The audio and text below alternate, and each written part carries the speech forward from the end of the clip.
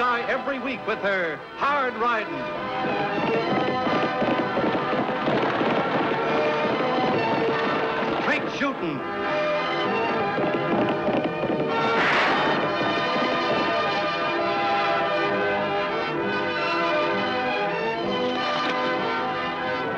And suspense.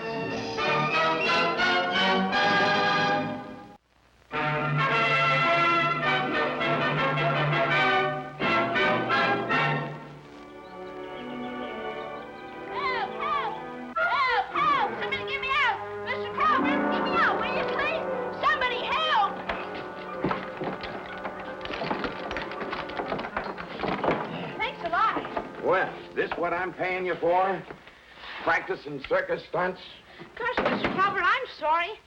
And ruining my harness?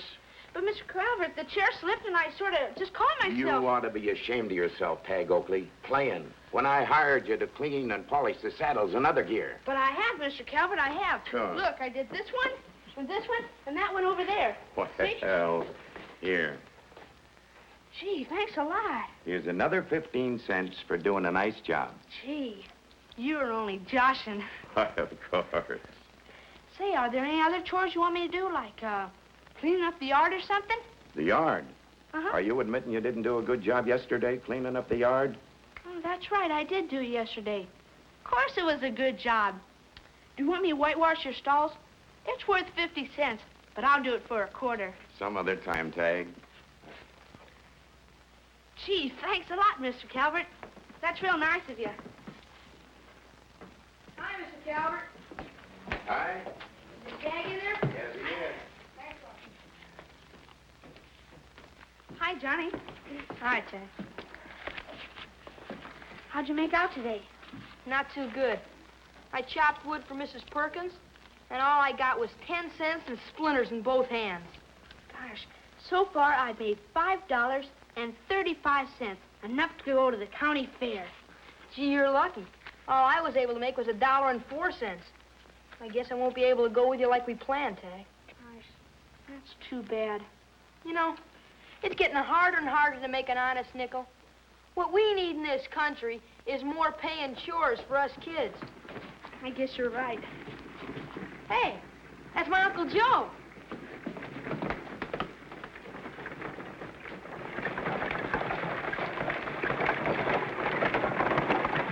Hey, Calvert.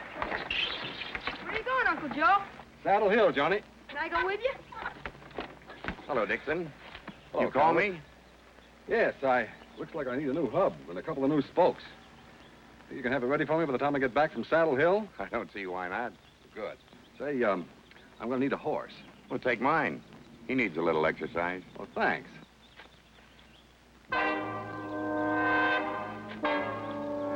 Hold it, Tagg.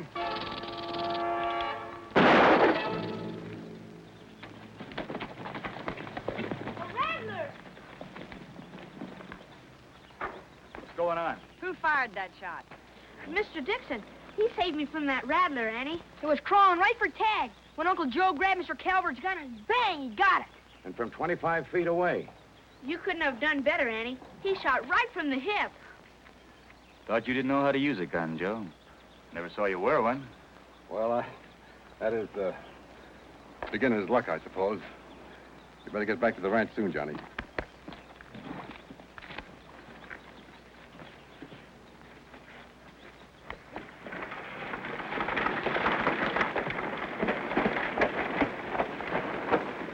You ever seen your uncle use a gun before, Johnny?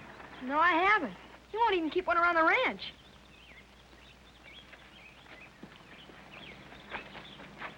Something on your mind about Joe?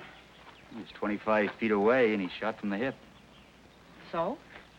So, when a man who doesn't wear a gun shoots like that, I figure it's time to learn a little more about him.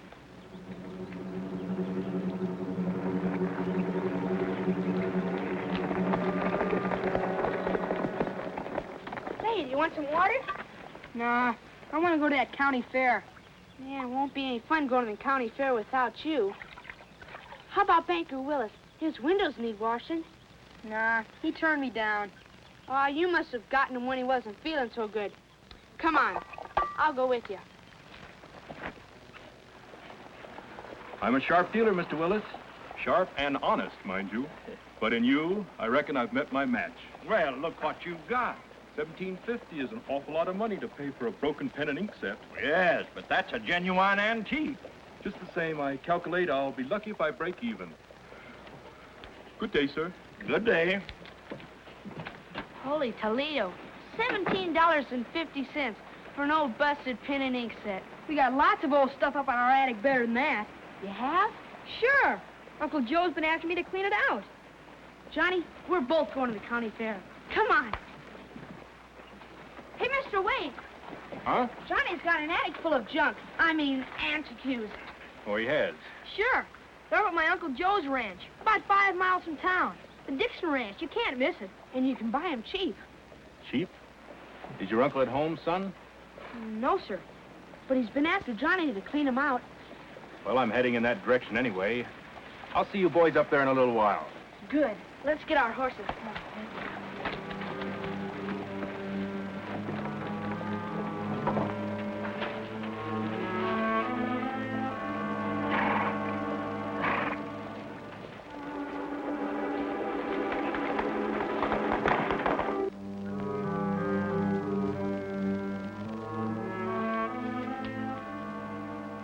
What are you doing, Lofty?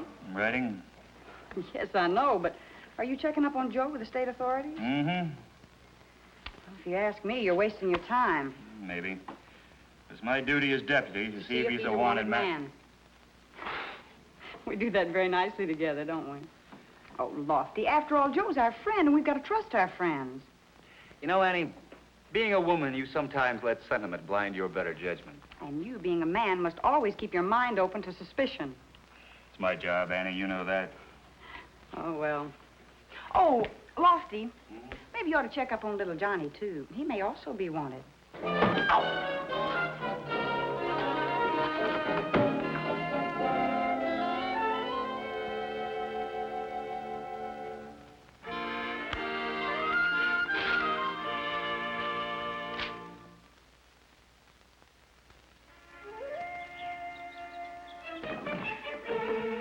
Here's a talking machine that antique buyer might like. It's broken, Tagg. Oh, yeah. Well, that ought to make it real antique.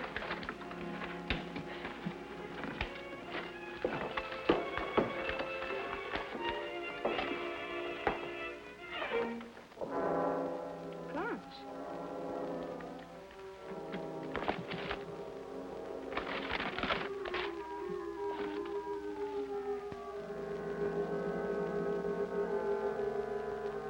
An outlaw and a deputy were slain yesterday, and another desperado captured when officers thwarted off an attempted bank robbery today.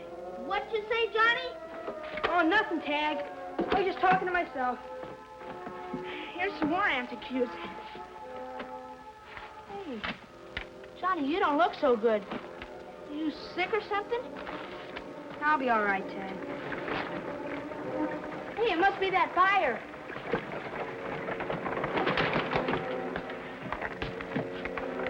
It's him, Johnny. Come on, let's get downstairs. Right away. Hurry up, Johnny. We haven't got all day.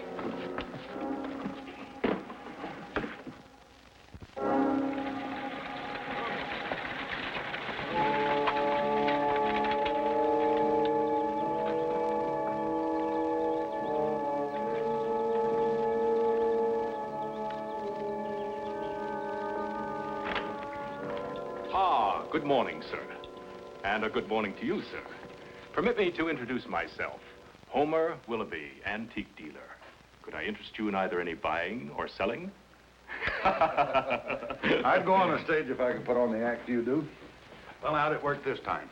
Well, just the same as usual. I invested $17.50, and we're going to have plenty of dividends. Now, here's the layout of the bank. Here's the vault, the cashier's cage, and the office. All right, boys, it's up to you.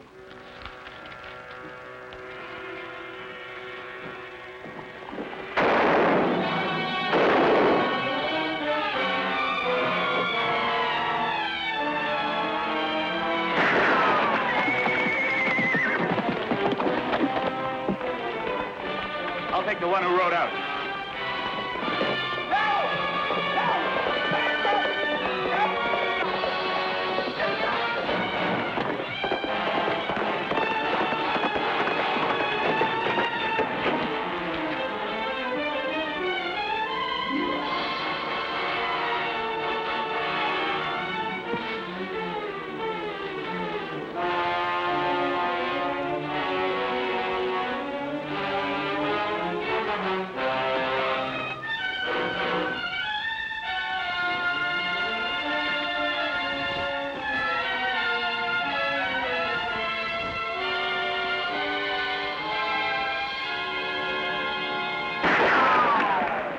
Get up, mister.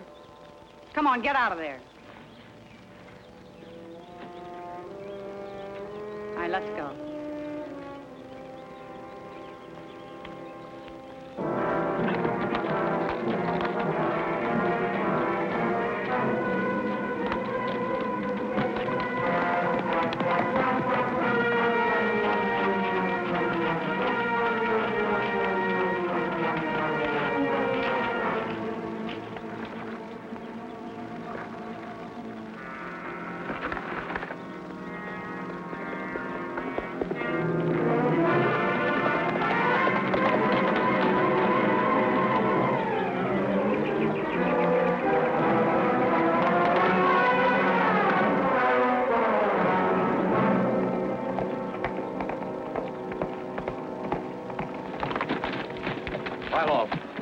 I haven't got anything worth taking, mister. You've got enough. Come on, climb down.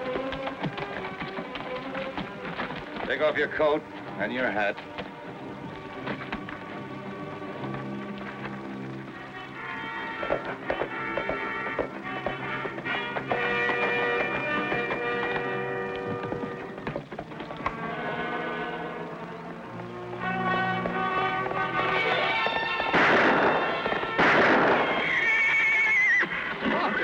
Me, Joe! Joe Dixon!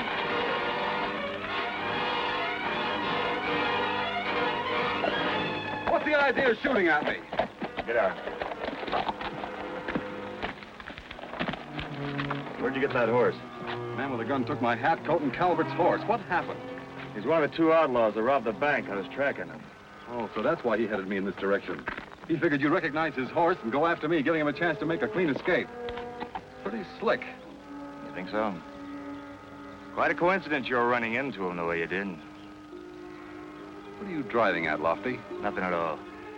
You better come back with me to the office and make out a full report. I'll be very glad to.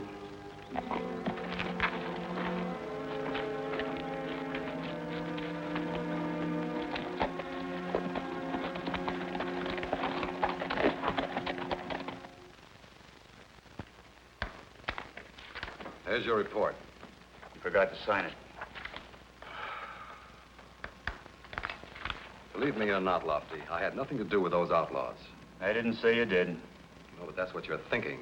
Trying to trip me up with all kinds of questions. Even asking that outlaw if he knew me. It's a deputy's job to ask questions, Joe. Not the kind he's asking. Unless he thinks I had a hand in the robbery. I'm not altogether stupid, Lofty. Why don't you come right out and say you think I deliberately drew you away from that other outlaw? You don't really believe that, do you, Lofty? Annie, Lofty, Johnny's got enough money to go to the county fair with me. $10.50. Show it to him, Johnny. He got it from the antique buyer. Antique? You mean antique? Huh? Well, anyway, he bought some old things Mr. Dixon wanted cleaned out of his attic. Oh, so that's where you were. I wondered what had become of you. Well, we would have been back sooner, except we met Shorty Davis on the road, and... Hey, who's that guy? An outlaw who held up the bank. Holy Toledo. His partner got away. He tricked Lofty by making Joe change horses with him. Gosh, did they get away with much money? Close to $10,000. Don't you feel well, lad? I'll be all right. Just a little headache. Come on, lad. We'll pick up the rig and go on home. Excuse me.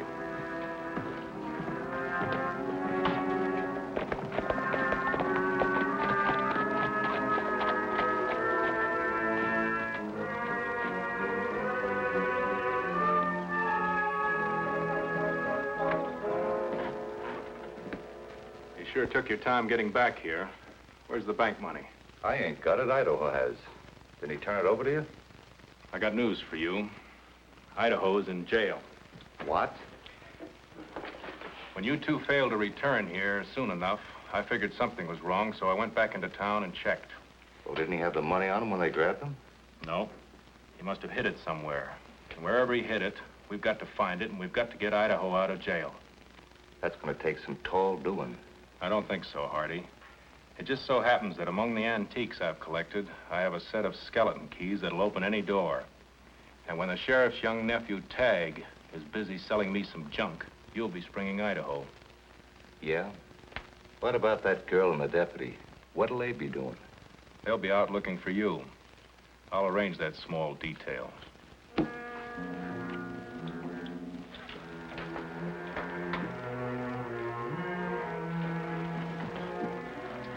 There's some more inside. Well, that's all right. Take your time. I will.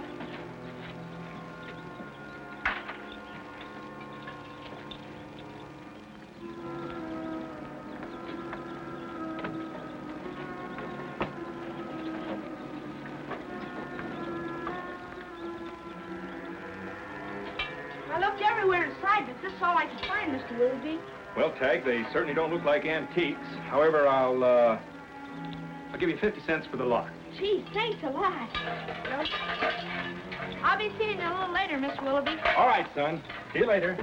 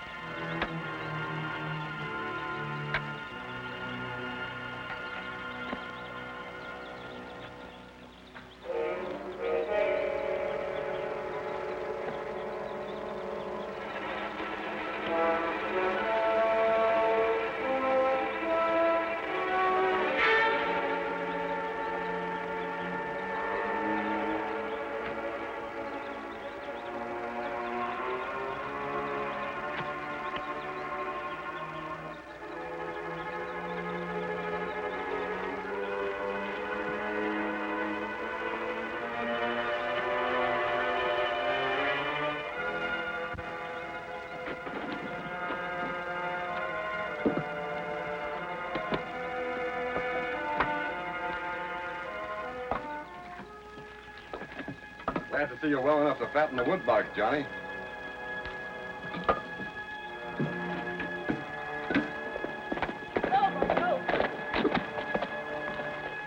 Hi, Johnny. Hi. What's the matter? You still got that headache of yours? No, it's worse than that. Much worse. Come on over here and sit down. I need some advice. Sure, Johnny. What's the trouble? Well, suppose you like someone very much. You trusted him with your own life. And then something happened to make you think he was no good. What would you do, Tagg? Well, Johnny, that's something a fella's got to decide for himself. But Annie always says to keep on trusting your friends until you're dead sure about them. But if you think you've got troubles, listen to this. That outlaw Idaho broke out of jail a little while ago, and it was all my fault, too. Broke out, huh? Uh-huh. Annie and Lofty are out looking for him now.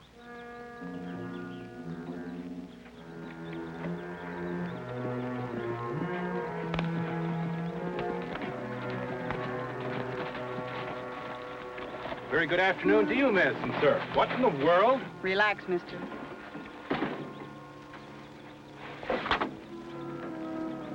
Sorry to have bothered you, mister. We're looking for an escaped outlaw. We just thought he might have hidden in your wagon while you were busy someplace else. Oh, I quite understand, miss. I hope you apprehend the rascal.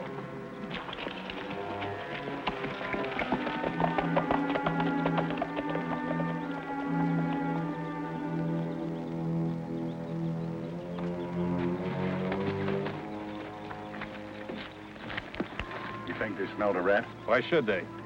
But if I'd have been driving as fast as you wanted me to, then that really would have looked suspicious. Well, we don't have to keep on crawling, do we? We're only a mile from the Dixon place. Patience is not only a virtue, but a safeguard. Remember that. Climb in.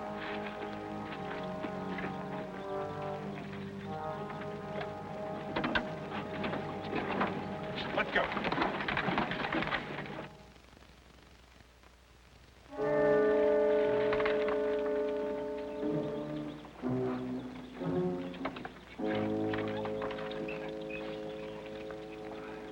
Hi, Mr. Willoughby. Hello, Tagg and Johnny. Ah, you must be Uncle Joe. That's right, sir. Pleasure to meet you, sir. Thank you. I don't recall you passing me on the road, Tagg. Well, I took a shortcut over here. Oh, I just dropped by to see if the boys had any more antiques. I doubt it. Now, wait a minute. There's an old clock inside if you're interested. Indeed I am, sir. Come with me. Come on, Johnny. Now, this old clock was left to me by my grandfather. There's the buckboard. It's gone. Then Joe Dixon must have found it. Come on.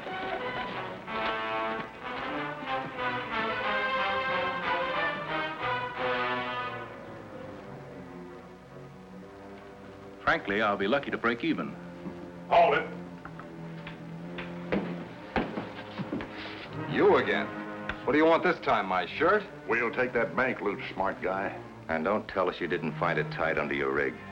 I didn't. Well, this is an outrage. Shut up. I won't shut up. This is... Hand it over, Dixon, or you won't live to spend a cent of it. He didn't find it. I did. It's buried out there in the wood pile. Watch him. Why didn't you tell me about this, Johnny? I couldn't tell anybody. I thought that you were mixed up in the robbery. Now, where on earth did you get that idea? In an old trunk. Up in the attic. Oh. I got it.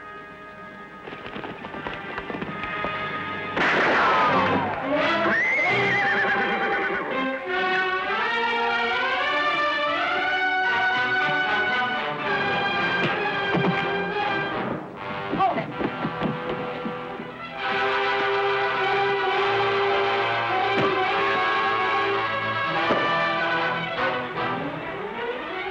All right, Miss Oakley. Throw your gun away. Far away. Now back up.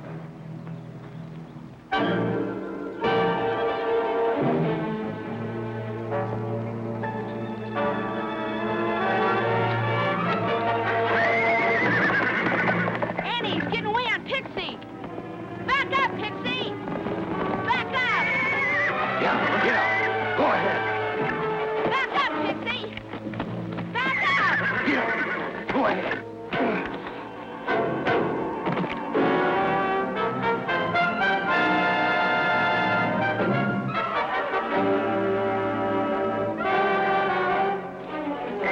Nice ride, mister? All right, get down. Pixie, you get a whole bushel of carrots for this. What a day. But all this excitement has been too much for me. I think I'd better see my doctor. Wait a minute. All you're going to see is the inside of a cell. Just like your two friends here. My friends? Why, that's absolutely outrageous. I think you're wrong, Lofty. He stood up to him, let him punch him right in the face. That's right. It's just a cover-up act, Tagg. He's really the brains of the outfit. You know, Mr. Willoughby, it's amazing. All of you clever crooks always forget one little detail. You forgot a wagon leaves tracks you can follow. And when we found no one inside, out in the road, we let you think you were absolutely in the clear. All right, all of you, pile in the wagon. It was my first and only crime. And when I learned the deputy had died, I swore I'd never wear a gun again. That deputy was your father, Johnny.